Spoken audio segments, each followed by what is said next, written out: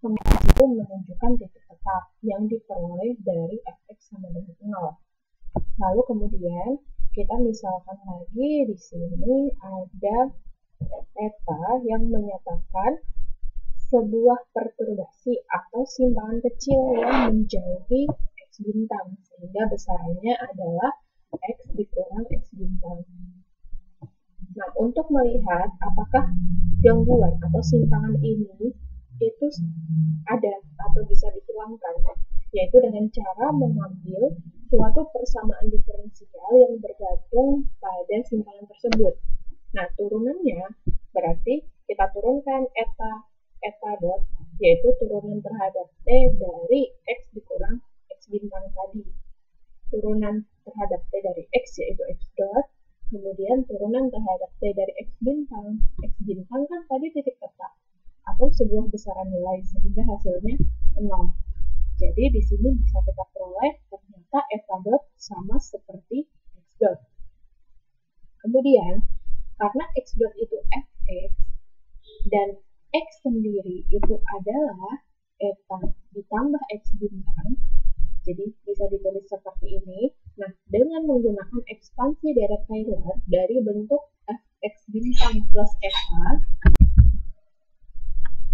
diperoleh bentuk fx bintang ditambah eta sama dengan fx bintang ditambah eta dikalikan f aksen x bintang ditambah error. Nah, di sini sebenarnya kalau dilanjutkan dia bisa ada eta f double aksen x bintang per 2 faktorial dan seterusnya.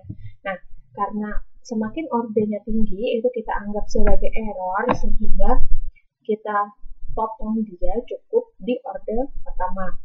Nah, di sini disebutkan bahwa big O dari eta kuadrat itu mirip bentuk kuadratik yang kecil pada eta. Jadi makanya tadi saya bilang mudahnya istilahnya dia itu errornya gitu ya.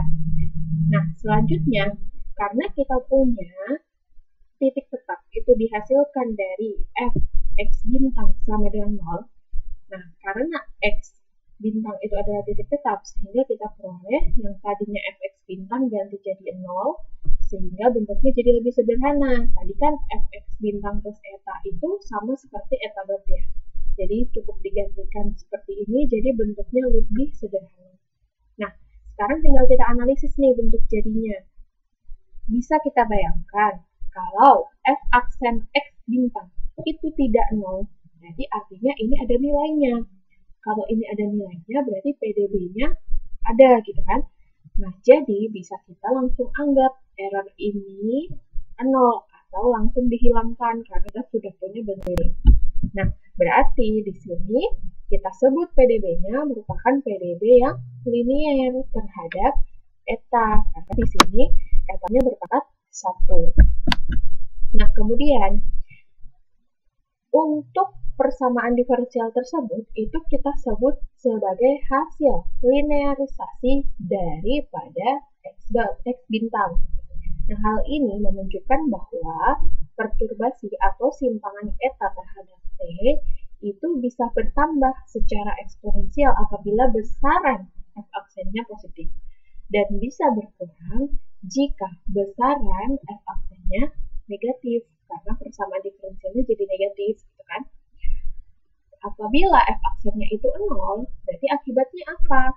Kalau di sini 0, artinya PDB kita adalah eta dot sama dengan 0 kalau ini dianggap hilang. Makanya kalau f aksennya itu 0, big O-nya atau error-nya itu tidak bisa kita anggap sebagai 0 juga, karena nanti PDB kita jadi PDB trivial, sehingga kita punya di sini fungsi big O tidak dapat diabaikan, dan analisis tak linear dibutuhkan untuk menentukan kestabilan, karena tadi big O ini bukan linear, melainkan fungsi kuadratik, sehingga analisis yang tak linear itu harus bisa kita analisis untuk melihat kestabilan. Jadi akan lebih sulit apabila f aksen itu sama dengan 0. Nah, di sini hasilnya, kesimpulannya, kemiringan atau f aksen. F aksen itu kan gradien ya, alias kemiringan. Ada titik tetap menentukan kestabilan. Kemiringan yang selalu negatif berarti titik tetapnya stabil. Pentingnya nilai F aksen akan terlihat jelas melalui pendekatan grafik. Istimewanya kenapa kita belajar ini yaitu sekarang kita punya cara lain untuk menentukan ukuran bagaimana titik tetap itu stabil yang ditentukan oleh besarnya F aksen. Jadi di sini merupakan cara yang kedua menganalisis titik stabil atau tidak, yaitu berdasarkan nilai F aksen. Selain menggunakan grafik, walaupun kita tidak bisa pungkiri menggunakan grafik tetap harus digunakan. Kapan? Yaitu pada saat F aksennya sama dengan 0, karena di situ tidak ada kejelasan hasil stabil atau tidaknya sebuah titik tetap. Sebagai contoh, ada contoh 3 di sini. Disuruh menggunakan analisis kestabilan linear. Tentukan kestabilan dari titik tetap x dot sama dengan sin x. Nah, yang pertama harus dulu tentukan titik tetapnya, yaitu membuat fx-nya menjadi 0 atau sin x menjadi 0. Kapan itu? Yaitu pada saat k kali pi, di mana k-nya anggota bilangan bulat karena ada banyak sekali ya. Nah, kemudian kita cari turunan pertama. Turunan pertama dari fx turunan sin itu cos, gitu kan? Cos x. Nah, karena x yang memenuhi tadi dengan pola kpi, berarti cos kpi ini dianalisis nih besarannya. Bisa positif 1 kalau k-nya genap. Jadi kalau k-nya 0, cos pi-nya 1, k-nya 2, cos pi-nya 1, dan seterusnya. Tapi ternyata kalau k-nya ganjil, nilai cos-nya itu jadi negatif. Artinya ada dua kesimpulan itu. Kapan? Pada saat titik tetapnya stabil, itu k-nya ganjil. Tetapi dia tidak stabil saat k-nya genap. Karena stabil itu saat turunannya negatif dan tidak stabil itu saat turunannya positif. Sampai sini kalau ada pertanyaan silahkan. Kalau belum, kita lanjut ke contoh terakhir, yaitu contoh 4. Di sini kita mengidentifikasi menggunakan grafik pada saat tadi yang kita takutkan bagaimana kalau F aksennya itu 0. Jadi mau tidak mau harus menggunakan grafik. Itu kalkulus x dot sama dengan minus x pangkat 3. Jadi di sini cari dulu titik tetap dari minus x pangkat 3 sama dengan 0. Titik tetapnya cuma dapat 1 ya, yaitu x sama dengan 0. Sehingga kita gambar dulu grafiknya. Nah, gambar grafik seperti biasa. Coba bilangan x yang negatif. Jadi kalau x-nya itu minus 1, masukkan ke sini min 1 pangkat 3 kan tetap min 1. Karena minus lagi jadi positif 1. Oke, berarti grafiknya ada di atas. Lalu kemudian coba x yang positif, hasilnya pasti negatif, sehingga inilah grafik untuk minus x pangkat 3. Sehingga hasilnya untuk x yang kurang dari 0, panahnya ke kanan, karena grafiknya di atas sumbu x. Kemudian untuk x yang lebih dari 0, panahnya ke kiri, karena grafiknya di bawah sumbu x. Jadi, titik tetap x sama dengan 0 merupakan titik yang stabil. Nah, dengan cara yang serupa, kita cari untuk perilaku titik tetap dari x dot sama dengan x pangkat 3. Titik tetapnya dapat 1 juga, yaitu x sama dengan 0. Kemudian identifikasi grafik di sebelah kanan 0 dan sebelah kiri 0. Sehingga kita hasilkan ternyata titik tetap x sama dengan 0 merupakan titik tetap yang tidak stabil.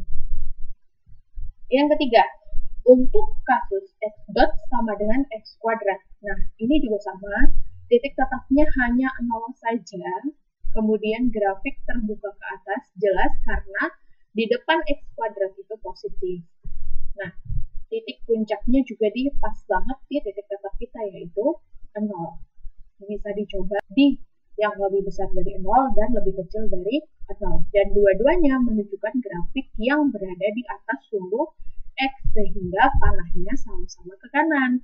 Nah, kalau kasus yang seperti ini, yang diarsir, itu adalah yang didekati oleh panah, sehingga ini bentuknya adalah setengah stabil.